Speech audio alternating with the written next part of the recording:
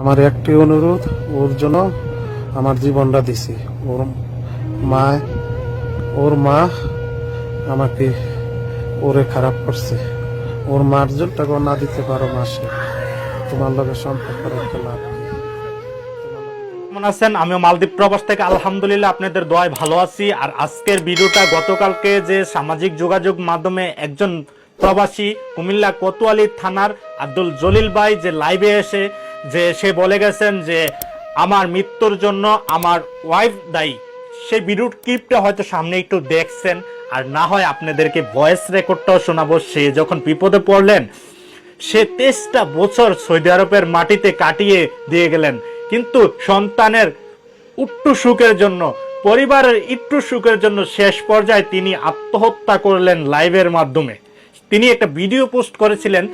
প্রথমে চলেন আগে ভিডিওর একটা ভয়েস রেকর্ড আমরা শুনে আসি। উনি ইমুতে ওনার সন্তানকে যখন ওনার ওয়াইফ ব্লক করে দিলেন, তখন উনি ওনার সন্তানের কাছে SMS করতেন, ভয়েস রেকর্ড পাঠাতেন।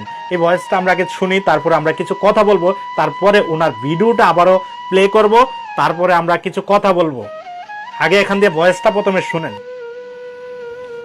জানলি যে শেষ কথা তোমার আমার সাথে আর কথা হবে না, শেষ কেউ লগে আর হবে না, শেষ তোর লগে না, তোর লগে না, কেউ লগে হবে না আমার। এটাই আমার কথা, আর কিছু না। ওই মুকুল তো আমার বাঁচাইতে হলে দেখলেন তো, উনি বলতেছে যে তোর মাকে, মানে ওনার বাচ্চাকে বলতেছে তোর মাকে বলিস যে আমার সাথে যেন কথা বলে, কথা না বললে আমি আর এই দুনিয়াতে এই মুখ দেখাবো না। তার মানে উপরে চলে যাবে। তার জন্য কে দায়ী আপনারা বলেন? এই মহিলাটা দায়ী কিনা বলেন? তাহলে আরেকটা ভিডিও আপনারা দেই, যে ওনার মুখ থেকে শুনেন। উনি সবার কাছে বিচার চেয়ে গেছেন মরার আগে, মৃত্যুর আগে উনি কি বলে গেছেন, আমরা এটাও আবার শুনবো। এদিক দিয়ে প্লে করি আবার ওইটা। আমার একটি অনুরোধ, ওর জন্য আমার জীবনটা দিছি। ওর মা আমাকে ওরে খারাপ করছে।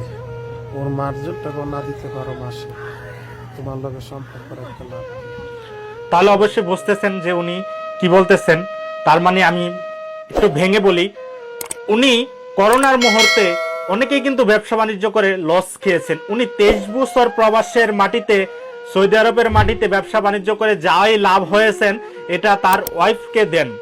ওনার ওয়াইফ টাকা পেয়ে পেয়ে ওনাকে লাস্ট পর্যায়ে যখন করোনার মুহূর্তে উনি একটা ব্যবসা বাণিজ্য করে একটু লস খেয়েছেন, তারপরে ওনার ওয়াইফের কাছে ফোন দিয়ে বলেন আমাকে কিছু টাকা দাও, আমি তো ব্যবসা করে লস খেয়ে গেছি, মানুষের কাছ থেকে টাকা টোকা এনে আমার আর টেনশনে ভালো লাগে না, আমি চাই যে মানুষকে কিছু দেশের থেকে টাকা টোকা এনে মানুষের রেন্টটা দিয়ে দেই। কিন্তু তার ওয়াইফ এক পর্যায়ে বলল যে না, আমি তোমাকে ডিপোজিট দিয়ে দেবো। তার মানে প্রতি মাসে উনি 1 থেকে 1.5 লক্ষ টাকা ওনার ওয়াইফকে দিতেন।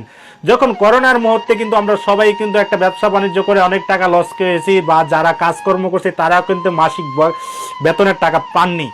আর সেই পর্যায়ে তার এই যে ওনার শাশুড়ি ওনাকে কুবুদ্ধি দিয়ে ওনাকে এক পর্যায়ে ব্লক মেরে দিল ইমু থেকে। তখন উনি ওনার সন্তানের কাছে কিন্তু ভয়েস রেকর্ড পাঠাইছেন। আপনারা অবশ্যই ভিডিওটা দেখছেন যে তোর আম্মু যদি আমার কলে রিসিভ না করে বা যদি কথা না বলে আমার সাথে, আমি আত্মহত্যা করব। কিন্তু তারপরে কিন্তু কল রিসিভ করেননি এই মহিলা, কালনাগিনী মহিলা। আর আপনারা প্রবাস থেকে প্রত্যেকটা প্রবাসী ভাই প্রতিবাদ করবেন এই ভিডিওটা, এই মহিলাটাকে অতি শীঘ্রই যেন প্রশাসন আইনের আওতায় নিয়ে আসে। ওনার ঠিকানা আমি উপরে দিয়ে দিছি, ক্যাপশনে দিয়ে দিছি। আর আমরা প্রবাসীরা দেখেন 22 থেকে 23 বছর উনি ওনার সন্তানের মায়া ত্যাগ করে উনি সন্তানকে সুশিক্ষিত করতে ওনার জীবনের 2টা যুগ কাটিয়ে দিয়েছেন। লাস্ট পর্যায়ে উনি নিজের জীবনটাও দিয়ে গেলেন সন্তানদের সুখের জন্য। আর এই কালনাগিনী ওনাকে, আমাদের আব্দুল্লাহ ভাইকে উনি কিন্তু একটু সহায়তা করেনি বিপদে পড়লে। তাহলে প্রত্যেকটা প্রবাসী ভাইদের জন্য এই ভিডিওটা, প্রত্যেকটা প্রবাসী ভাই যাদের ফ্যামিলিতে এই ধরনের আছে, যে ওয়াইফ এই ধরনের আছে, আপনারা সেফটি করবেন বা মা বাবার কাছে দিবেন, বা যে কোনো একটা বিষয় আপনি ভেবেচিন্তে করবেন। আর আমি মনে করি এভাবে আত্মহত্যা কেউ করবেন না। এই আপনার ওয়াইফ যদি আজকে এই অবস্থা করে থাকে, আপনাকে বেঁচে থেকে লড়াই করতে হবে। বাংলাদেশে প্রশাসন আছে, আমরা 1,20,00,000 প্রবাসী আছি, আমরা আপনাদের পাশে থাকবো ইনশাল্লাহ।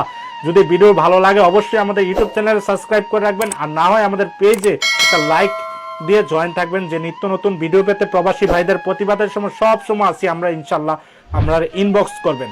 তো ভালো থাকবেন, সুস্থ থাকবেন, আর ভাইয়ের জন্য একটা শেয়ার করবেন, শেয়ার করে যেন এই ভাইটা যেন সুস্থ একটা বিচার পায়। উনি কেঁদে কেঁদে বলে গেছেন ভিডিওর মাধ্যমে, সামাজিক যোগাযোগের মাধ্যমে বলে গেছেন যে আপনারা আমার বিচার করবেন।